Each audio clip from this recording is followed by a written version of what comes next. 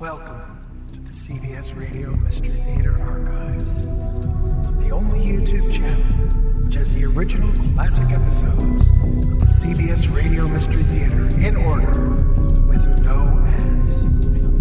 Thank you for listening, and now, enjoy the show.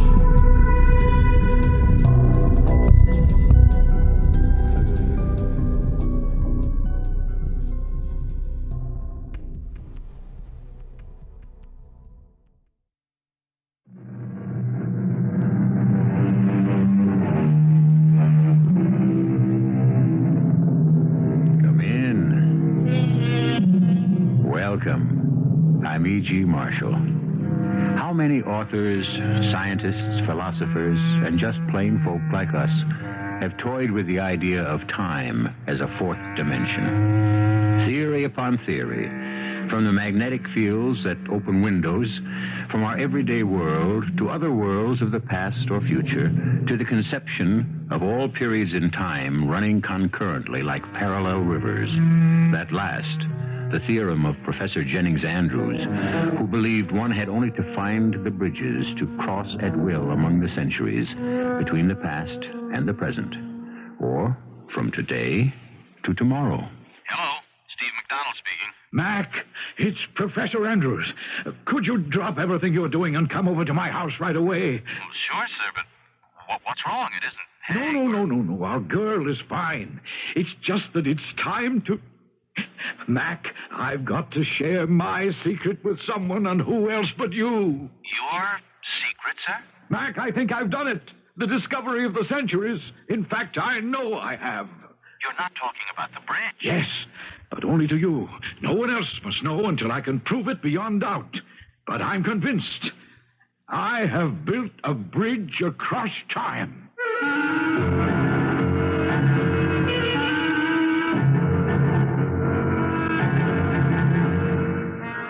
Our mystery drama, Assassination in Time, was written especially for the Mystery Theater by Ian Martin and stars William Redfield and Jennifer Harmon. It is sponsored in part by Anheuser-Busch Incorporated, Brewers of Budweiser, and Buick Motor Division. I'll be back shortly with Act One.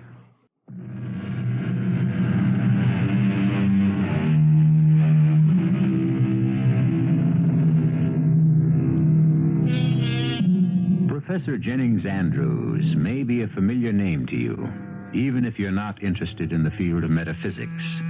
For some years now, he has been immersed in a secret project for which unlimited funds have been granted by a top foundation. He has become almost a recluse, except for his daughter Margaret, who runs his house for him, and his prized graduate student Steve McDonald. He has been virtually inaccessible, even in the past weeks, to them.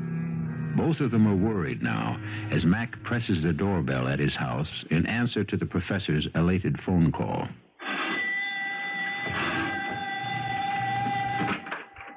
Mac! Peg, darling, how are you, sweetie? Worried to death, if you want to know. Ever since you phoned me about Dad's phone call. Well, where is he? In his lab. Come on in. Into the living room for a minute. Well, honey, any other time, but my master's voice has Before called. you see Dad, I must talk to you, Mac. I'm worried. But, Peg, I won't keep you a moment. He doesn't know you're here yet. Well, he must have heard the doorbell. Back there in the lab? Not a chance. He's so tied up in what he's doing, I have to hammer on the door just to get him to come out and eat his meals. What is he working on? Sit down for a moment, Mac. And hold me. Oh, I don't generally have to be asked. Hey, your hands are like ice. You got the shakes. I have this churning gut feeling. Maybe he's going around the bend. The professor? Oh, come on, forget it. No, Mac. You've been away for a few months. You don't know what's been going on. Okay. Just clue me in. I don't know how to. Maybe I don't know what it is he's after, except in a general way. All right, so maybe the best thing to do is let me see him as fast as I can and find out. I know. Except, darling, The two of you are such dedicated nuts in this area. I'm scared when you get together, you both might flip out. Oh, what area? His old obsession. I don't know any of the scientific terms. Time travel, fourth, fifth, Lord knows how many dimensions. Science fiction dreams. Whatever he's got between his teeth, he's not letting go of this one. And I don't like to see what it's doing to him. All right. Now, look, let me go talk to Pops and find out just what the devil it is he's messing around with. Make me one promise. Don't get involved with any of his experiments without checking me out first. Oh, Peg. Promise me that. I promise. Okay. It's just an anchor. I just hope it'll hold after you and Pops have talked together. I'm just scared. As much as I've ever been in my life.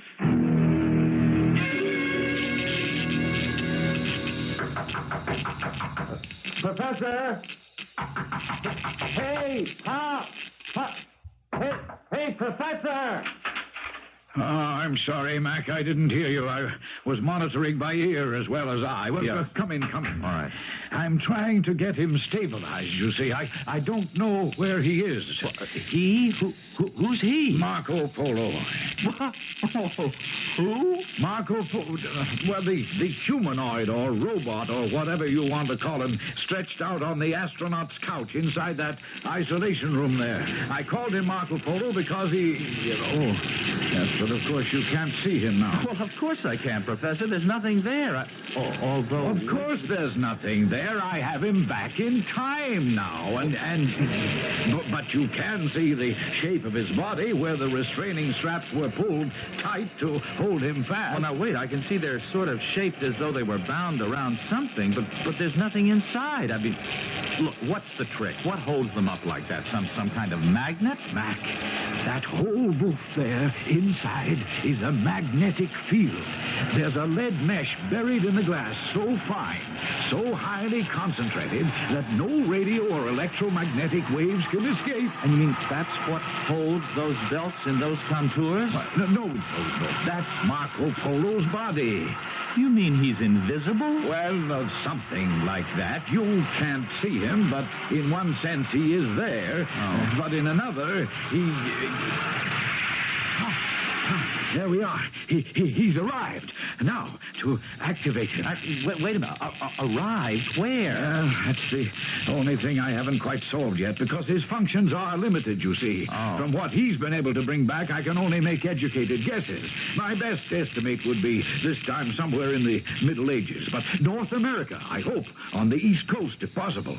He might be able to bring back some trace of Indian habitation. No, wait a minute. Wait. Are you trying to tell me that mass of knobs and buttons and switches that you're operating are controlling some sort of robot that you've sent time traveling? Well, of course I am. But, Professor, that's crazy. Why? That's cartoon science fiction. Oh, Mac, you're the last person I'd expect to find with a closed mind. Son, I tell you, I've scored a major breakthrough so incredible that it's going to rock the scientific world. Hey, Pops, now take it easy. Remember your blood pressure. Yeah, now you sound like Margaret. She's been hovering over me these days like a mother hen. Well, I can't blame Peg for worrying about you. She feels that you're just about to... Hey, what? Wait a minute. Oh, what's that? That's Marco Polo. He must be in trouble. It's a built-in alarm mechanism. Cut off that knife switch on the red panel. Roger. All right, I got it. Okay. Now keep your eyes on that isolation booth. Watch the launching table with the straps that interested you so. Now you're going to find out what holds them in that shape.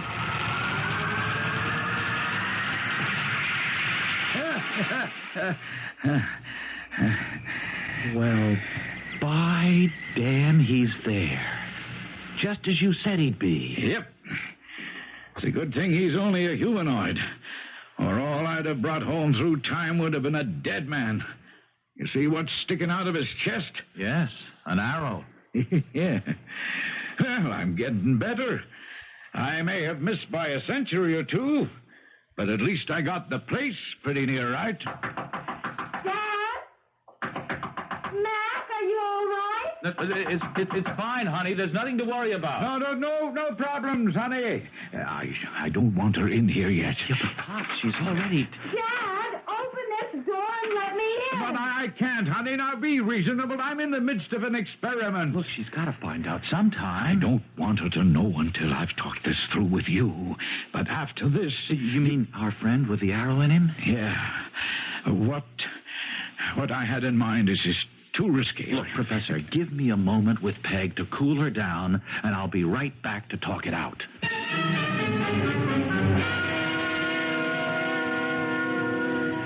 No, Mark. It's too much to ask of anyone. I should never have thought look, of it. Pops, I want to go. It's like being the first man on the moon. I know, son, but there's too much danger. No, not when a human being is involved.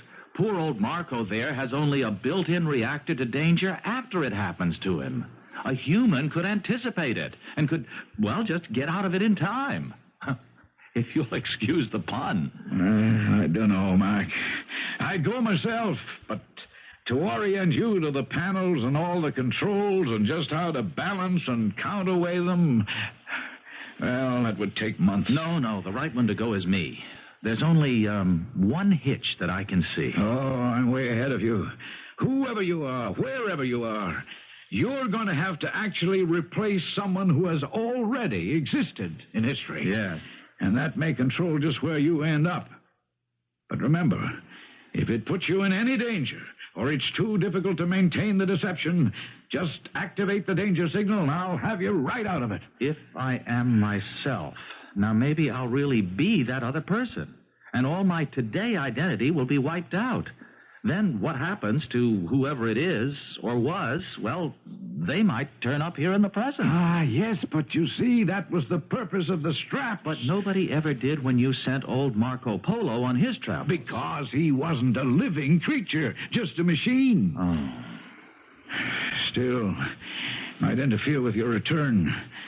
It is a large hitch, you're right. And I have no right to ask you to take the risk. You don't have to ask me, Pops. I'm ready and straining at the bit. The hitch is your daughter and my girl, Peg. I don't know how I'm going to talk her into letting me try it.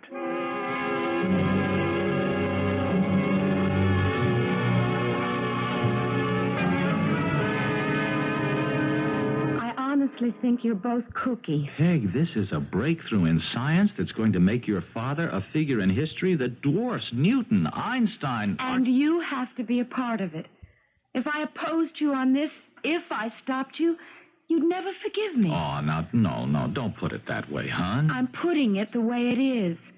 Our whole future depends on you taking a trip into the past from which you may never return. Oh, there's practically no chance of that. No, Mac, no hedging. Just like it is. Okay, you can have your trip, but on one condition. What? That I go with you.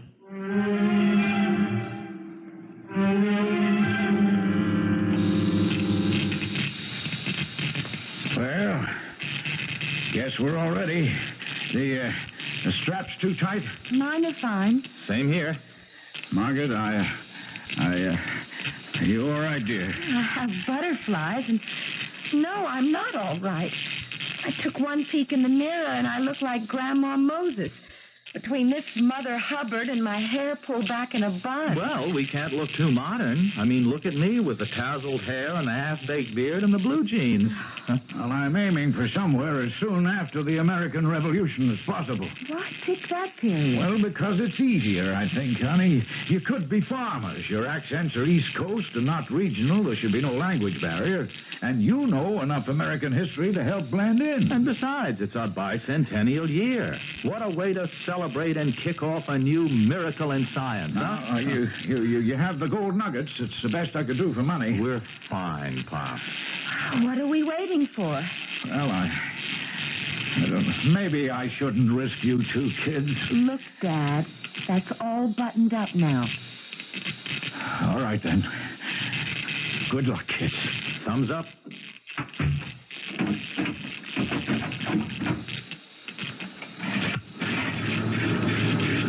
All right. I'm at the board now. I'm about to activate the field inside your room. check me if there's any discomfort. Roger, Pops. You all okay? No reaction here. Everything normal. How is it now? Fine, Dad, fine. For Pete's sake, let's get this show on the road. All right, here goes. God help me to be in the right and to bring them to no harm.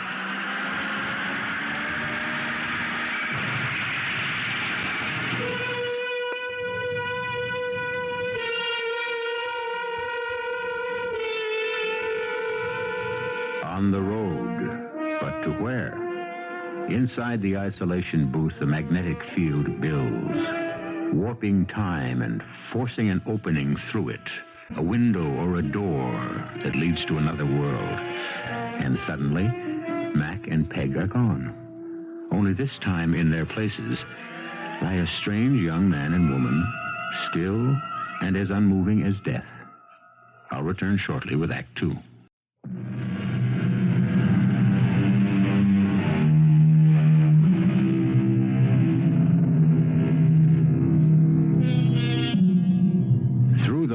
Shielded glass, the professor peers at the two unmoving strangers bound by the straps to the couches.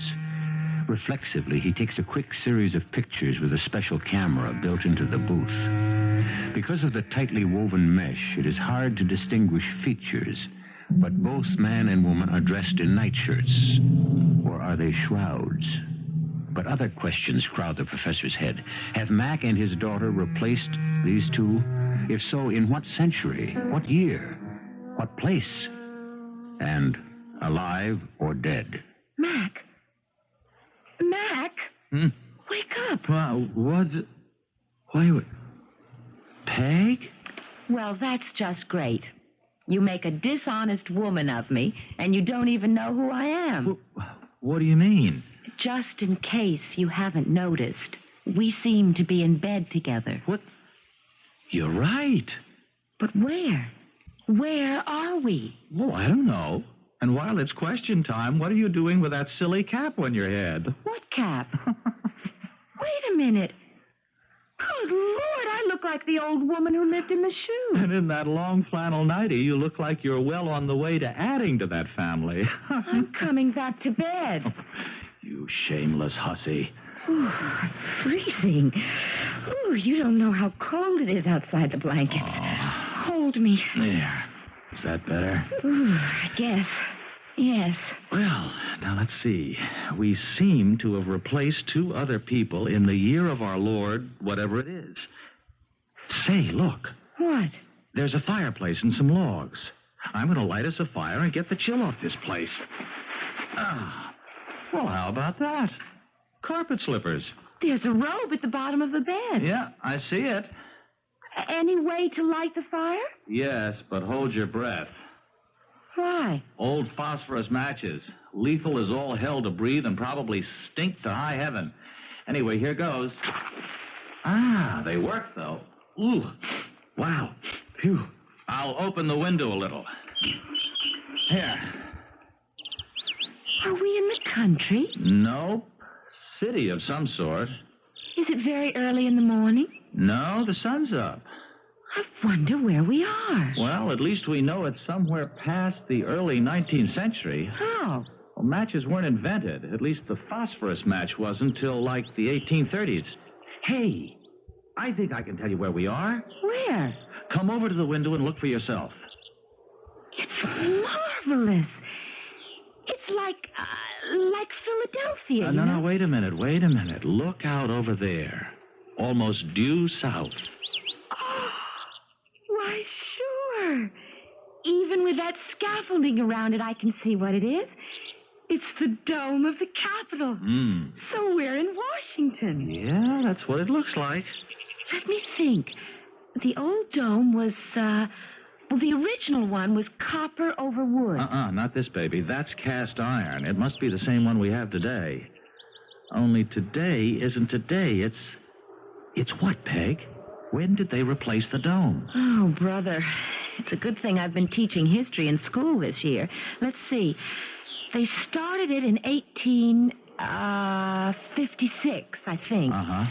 And it took nearly 10 years to complete, or 9, I guess. And it's darn near finished, so that would make it about, say, 1864, around there? Well, it wasn't finished till 65. Uh-huh. I don't know exactly when.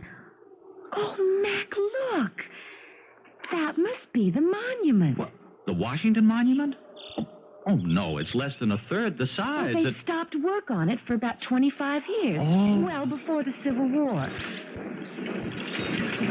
Look at that, Mac. Union soldiers. Civil War, all right. We're right back in the middle of history in the making. Oh, honey, we can't pass this up. Yes, but, Mac, darling, it's all out of whack now. Don't you see? We aren't us anymore. I mean, we're someone else, and we don't even know who. We haven't even got clothes. I'll bet we do. Now, let's have a look in that closet. And there's a carpet bag on the chair. And there's a jacket there, too. So there must be a wallet or some kind of identification. But what good would that do? I mean, even if they fitted us, how could we pretend to be someone else to people who must know us and would recognize us right away? Mr. and Mrs. Downing? Well, at least now we know our names. Yes? It's your landlady. May I come in? Well, I'm afraid I'm just dressing at the moment. Oh, I am sorry. It was just that I didn't have a chance to meet you when you arrived last night. I hope my daughter saw you comfortably settled. Why, yes, everything is most comfortable. I didn't mean to bother you, but Anne said she had such a brief acquaintance with you that she had little chance to inform you about the habits of our little boarding house. Boarding house?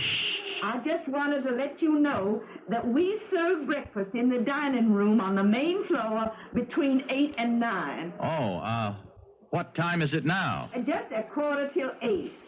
I and the other guests will look forward to meeting you formally then. And forgive me if I've disturbed you. Not at all. You've been most helpful. Ask her her name. Not at all. See you later. Mrs. No, it's too late, Peg. She's gone. Okay. This is our chance. Our chance for what? To see what we can do about establishing our new identities. To find out if we can risk going down to breakfast and get away with being who we're supposed to be over 50 years before either of us were born. Let's, with apologies to the real Mr. and Mrs. Downing, pour through their possessions and find out just who we're supposed to be.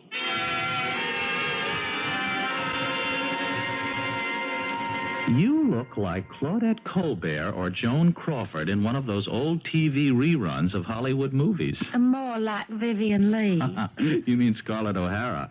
I can't make up my mind whether you look more like a dinner bell, a tea cozy, or a pincushion. Okay, laugh all you want. But it isn't funny. I mean, I have a wire cage on under this skirt and about 8 petticoats. Oh, can you hook me up the back? Oh, sure. And I don't know what you're ashamed of. You look beautiful in a crinoline. I'm ashamed of someone else's clothes, someone else's identities, and prying into other people's private, intimate business. That's what I'm ashamed of.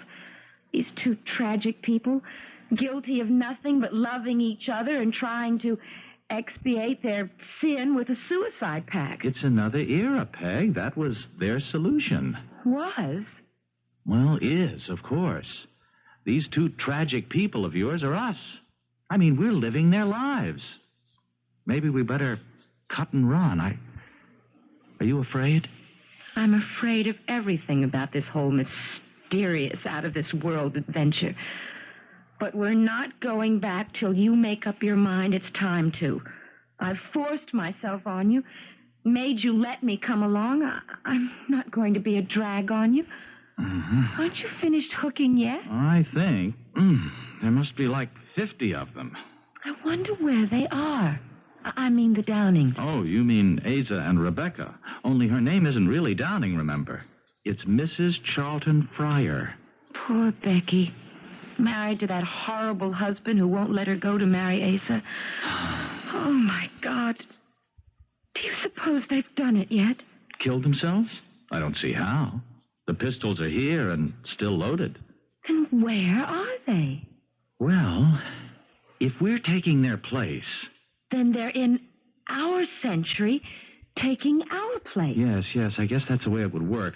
Not necessarily, That but... wouldn't put Dad in any danger, would it? No, I don't see how it could. Not the way he had us strapped to the table. It means one thing, though. We can't stay here too long. What do you mean? Until we go back, Dad can't go into the isolation booth, and the two of them would starve to death, unless, as I said, they're already dead. I don't see how they can be. Or we would be, too. Are we going to risk it?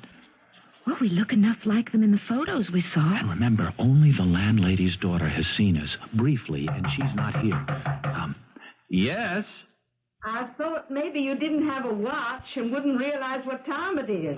Well, just a moment. Good morning. Oh, good morning. As a matter of fact, we don't have the time. Well, I certainly didn't mean to bedevil you, but it's near the end of breakfast, so... Oh, my. Aren't you a pretty little thing? Just as my daughter said you were. And such a handsome husband. Newlyweds, I'd reckon. Well, Oh, don't mind me. Come on along. I'll take you downstairs. Will you be stopping with us long? Why, We really can't tell. Just long enough to find our own place. Of course, I understand. You're not with the Army, Mr. Downey? Not now. Well, I can assure you, ma'am, these clothes feel very strange to me. Oh, so you must have been. Oh, well, we should let that be. It's no fit subject for discussion now. General Lee has surrendered and the war is over. Mm-hmm. Here's the dining room. Make yourselves comfortable. These seats be all right? Oh, just fine, thanks. What line of work are you in, Mr. Downey? My husband is a builder. Oh, that's right, fine. We'll be needing a lot of you in the days and years to come, especially in the South. Or perhaps your sympathies don't lie in that direction. My sympathies are for the Union, madam, and by that I mean the whole country, North and South. Well, I'm sorry you won't be meeting any other boarders since it's late, but you'll meet the whole little family at dinner. Save for my son, John, who's away on business. Well, dinner's at noon. Now, anything else I can get you while breakfast's on the way? Oh, why, yes. Do you have a newspaper by any chance? Oh, there's a copy of the National Intelligencer right there on the sideboard. Oh, thank you, Mrs. Oh, I'm embarrassed, but not having met you in person last night, your name has escaped me. Well, Lord knows it's not that special anyone should remember it. I'm a widow lady named Mary Surratt. Now, if you'll excuse me, I'll get your food. Surratt! Mac, get the paper. Sure. What date is it? Let me see. April 13th, 1865. That makes today the 14th. But what? Oh, my God. April 14th. The day John Wilkes Booth assassinated President Lincoln at Ford's Theater. And we're in Mary Surratt's boarding house, the spot where the whole plot was hatched.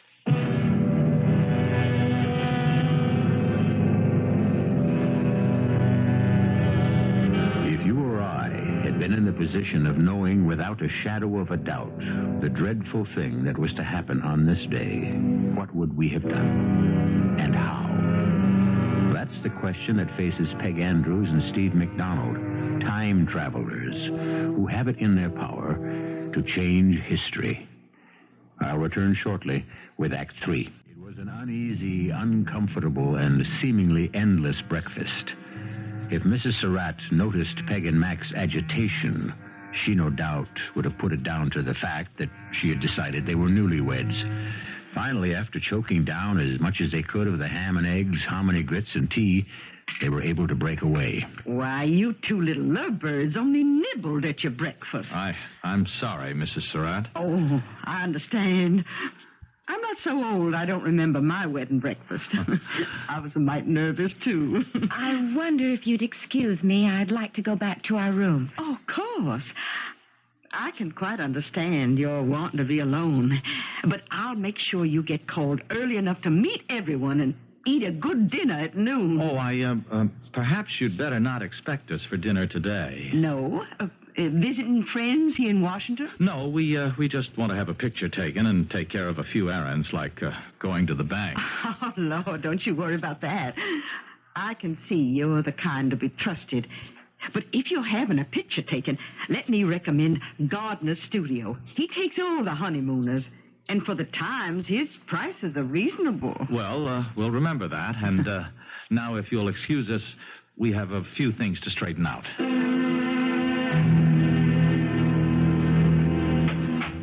What are we going to do, Mac? What can we do?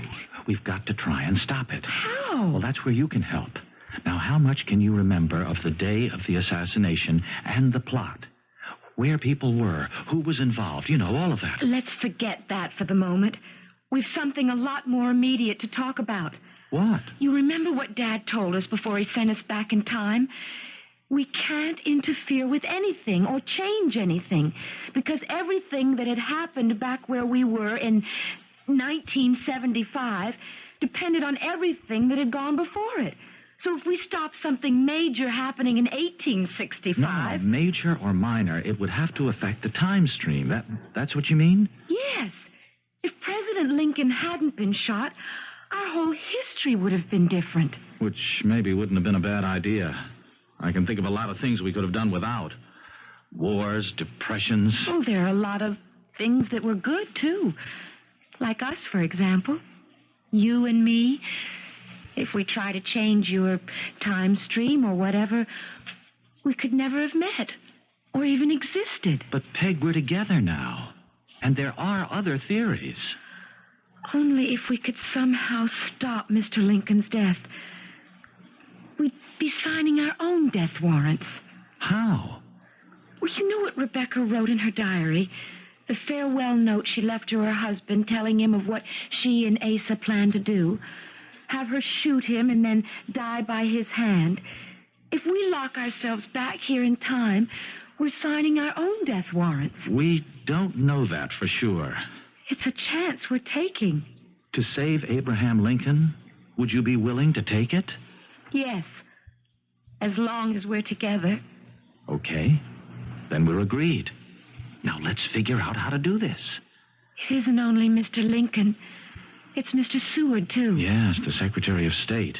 But he didn't die, did he? No, he recovered. When Payne stabbed at him, although he was badly cut up, an iron brace around his neck and his jaw saved his life. Yes. Now who, what else? Well, a man named Asterod. I don't know. It was a German. I don't remember. He was supposed to kill the war secretary, Stanton. But he didn't have the nerve. Mm-hmm. There was another man named Gerald or Harold or something, but he got cold feet, too. He doesn't count. And, of course, Mrs. Surratt. But she really didn't have much to do with it, did she? They never really proved anything against her. Just that the conspirators had met at her house several times. Okay. There's only one thing to do. What? We're going to the White House and warn the president.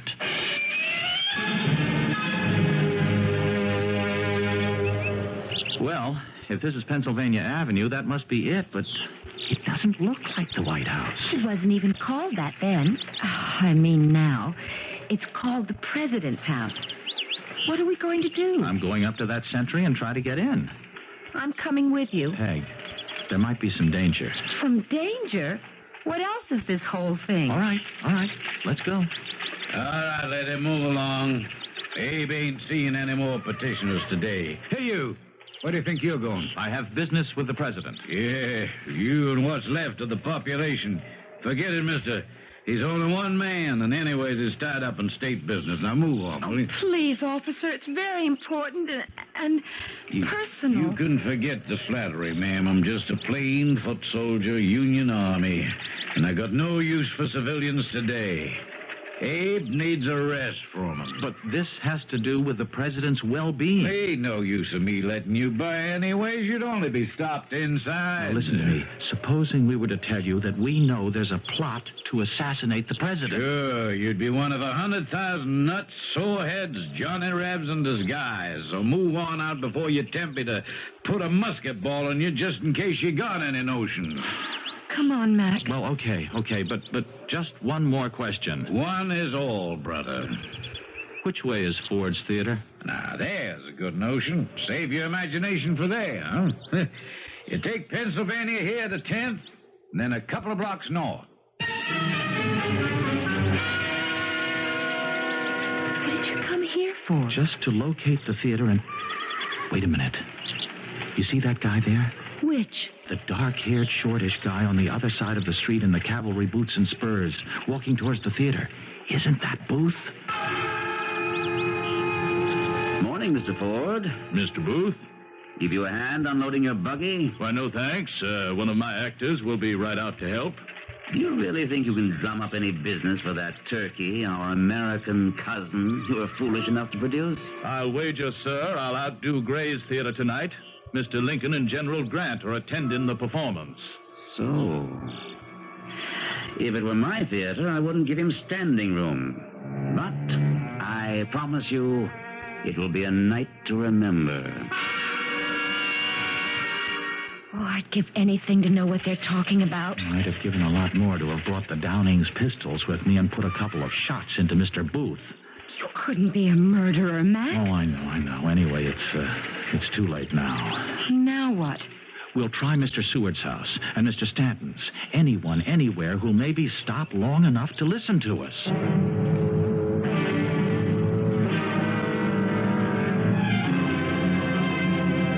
It's incredible, isn't it? Here we are with the knowledge to stop one of the greatest crimes in history, and we can't get anyone to listen to us. Maybe that's the way it has to be. No, Peg. I just can't give up yet. If there was just some way to get to Booth. I don't see how.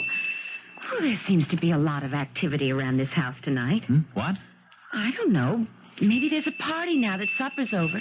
The front bell keeps jangling and people keep riding up. Wait a minute. You don't suppose... Look, the conspirators must have had a meeting once they knew Lincoln was going to actually be at the theater. Now, if they were going to... Well, where else? Look out the window, Peg. Easy, boy. Easy. By God, that's what it must be. That's the great John Wilkes Booth himself.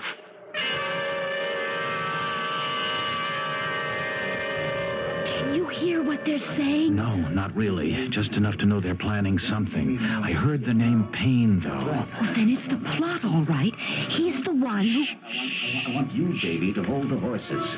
And Asterod, you will kill the Secretary of War, Stanton. Payne, my trusted friend, I leave the Secretary of State to you. You will make sure of Seward. Lincoln, I shall shoot through the head, and General Grant shall be dispatched with the knife. Then down to the stage and to rive the startled audience with the ringing phrase, Sic Semper Tyrannis. And when I leave the stage for the last exit, I shall leave as the most famous man in America and across the world. Now, we must discuss the escape route by the Navy Bridge. Now, Davy, what are we going to do? First things first. Now, come on. Get the pistols and let's get out of here. Why, Mr. and Mrs. Downing, what are you doing downstairs? I thought you were off to bed. Well, we were just going to take a stroll, but it seems a little chill. Uh-huh. Come, Rebecca, dear. Put on your wrap against the night air. Mary, what is it? An emergency, Wilkes. I must speak to you alone. What's wrong? My new boarders. They're Yankees, and I think they overheard the plot to assassinate the president.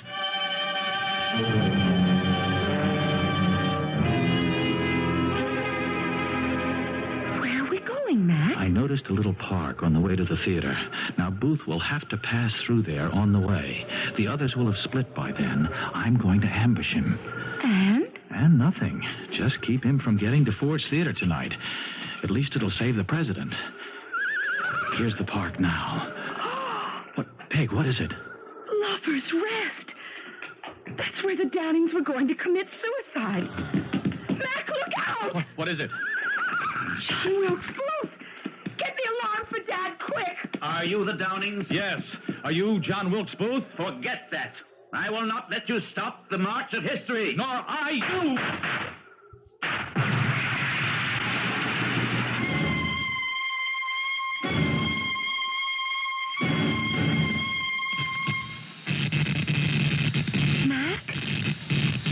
Mac, we're back. We didn't get shot or kill each other in that suicide pact? If anyone got shot, it must have been Asa and Rebecca. Hello, Dad. Oh, honey. Oh, children. Now, what's all this about being shot? Are you all right? Well, a bit shook, sir, but I guess all here. What happened with you while we were gone? Well, sir, I had a couple of strange guests lying on the table strapped down. A girl in a crinoline dress? And a guy in a long-tailed jacket like they wore in the Civil War? Just about describes them. They lay like corpses. So that's all that happened to me. Now, what happened to you? We tried to stop Lincoln's assassination. You what? But I don't guess we succeeded. I mean, nothing's really changed, has it? No, I'm afraid not. President Abraham Lincoln did get assassinated by John Wilkes Booth on April 14th, 1865, the way we've always known. Well, of course, darling. Nothing could change that. After all, it's history.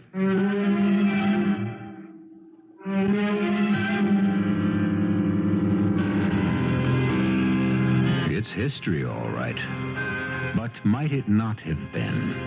And if the tragic occurrence had never happened, how much better or worse might our country or the world have been? We'll never know, of course.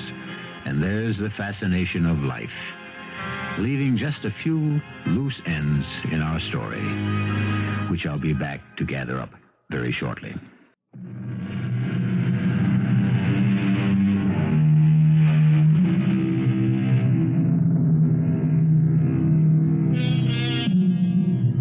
One final footnote. It is fascinating that in one of the Washington papers of December 15th, 1865, black bannered headlined with the assassination reports, buried in the back pages was a small note that the bodies of Asa Downing and Rebecca Fryer had been discovered in what appeared to be a suicide pact. The item might never have made the paper except for the coincidence that the death tryst was so near the now famous Ford's Theater. Our cast included Jennifer Harmon, William Redfield, Ian Martin, Bryna Raeburn, and Gordon Gould. The entire production was under the direction of Hyman Brown. And now, a preview of our next tale. And you accuse Blue Cloud of murder? He was seen to do it. By whom? By my son, that's by whom. Why don't you let him speak for himself? Carter, did you actually see Blue Cloud shoot Jeremy Morgan? Well, did you? Would you be willing to place your hand on the Bible and swear in the name of God that you saw Blue Cloud murder Jeremy, would you? Of course he would. I'm asking him. Would you swear, Carter? Yes, I would. All right. Then come with me to the sheriff and swear out a warrant for his arrest. What arrest? You don't arrest an Indian. He commits a crime. You go out and shoot him. Hold on, Edmund McAllister. Oh, you can surely talk, Tom Jefferson. But we have had enough talk. Any of you folk who agree with me, let's go home and get our rifles. Radio Mystery Theater was sponsored in part by Buick Motor Division and Anheuser-Busch Incorporated, brewers of Budweiser. This is E.G. Marshall inviting you to return to our Mystery Theater for another adventure in the macabre. Until next time, pleasant dreams.